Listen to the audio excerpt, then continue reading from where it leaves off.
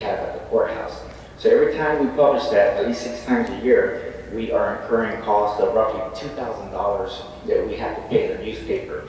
So not only is there taxes that are due on these properties, there's huge amounts of cost. And if you take a look, moving on to the documents that I provided you, there is one page that basically sums up all the information for you, and that is the one that's entitled Analysis of Bid Received, and it has that spreadsheet down at the bottom in maroon. If you take a look at that spreadsheet, it'll basically give you all the information in a nutshell concerning that property and the bids that were received. At the very bottom of the spreadsheet, you will see to the left column all of the different areas which we obtained a judgment and how much those amounts were based off that judgment. Now that is how much is due to the taxing entities there, right there. But unfortunately, because we didn't get any bids at the first tax sale, none of that got paid. And so as we continue to try to resell these properties, the cost just continue to accumulate on this. So at some point, we have to, when we do a resale, we have to bring these bids that are less than the minimum bid originated at the first tax sale and try to get them pushed through to the entities so that, again, the main benefit of accepting these bids is to get that property out of the hands of the taxing entities so that somebody new can come in and pay property taxes and generate revenue for the city on those properties. They have not been generating any revenue going back to at least 2012. And so that is the greatest benefit of accepting these 3 bids, is that you now have a taxpayer who's willing to come in and pay taxes on that property.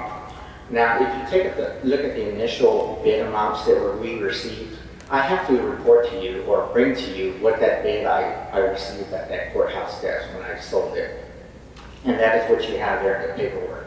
But what is not in the paperwork is how much in post-judgment taxes that potential buyer is going to have to pay.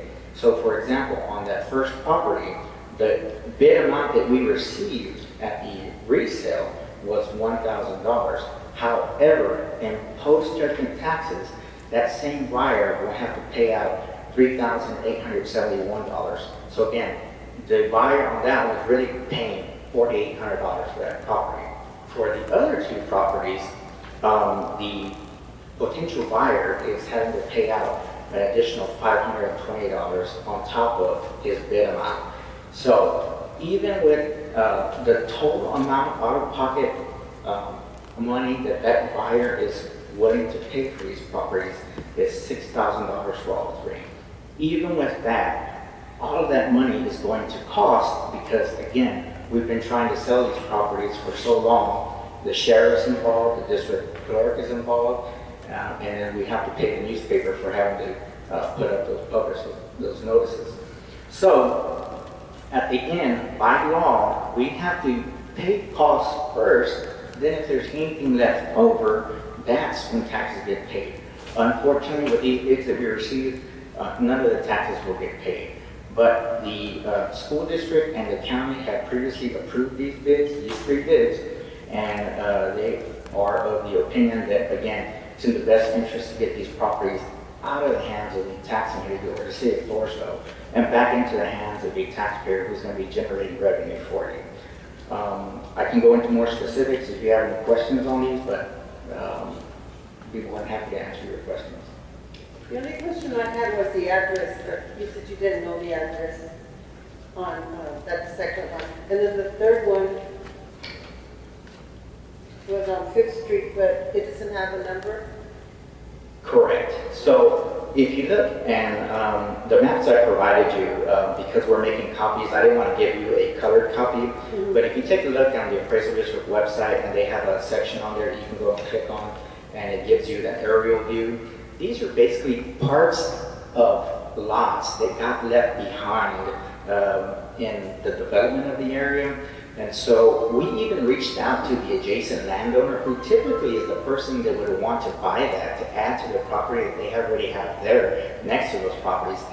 Even when reaching out to those adjacent landowners, nobody wanted to purchase these properties. So Mr. Tran is an investor at the public, at our tax sales, and he's willing to take on these properties and try to, at some point, I guess, sell them to those owners. But that's To answer your question in full, I believe, the property that did not have an address on it, the appraisal district, did not have an address or physical location for it.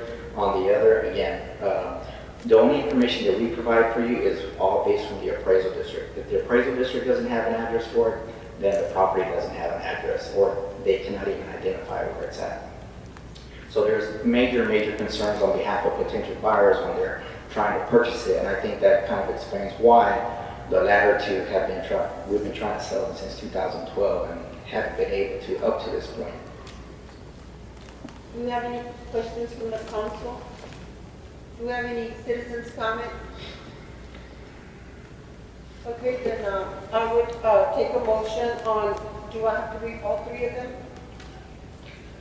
I can read them. Yes, ma'am, please. Okay. CNA to accept the private offer for GM Tran Living Trust to purchase trustee property 17 Goliath Road, Floresville, Texas 78114.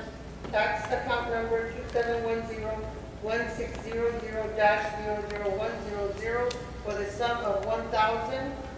H is CNA to accept a private offer from GM Train Trust to purchase trustee property, no address location, Floresville, Texas 78114. Tax account number 2710-23000-01200 for the sum of 100.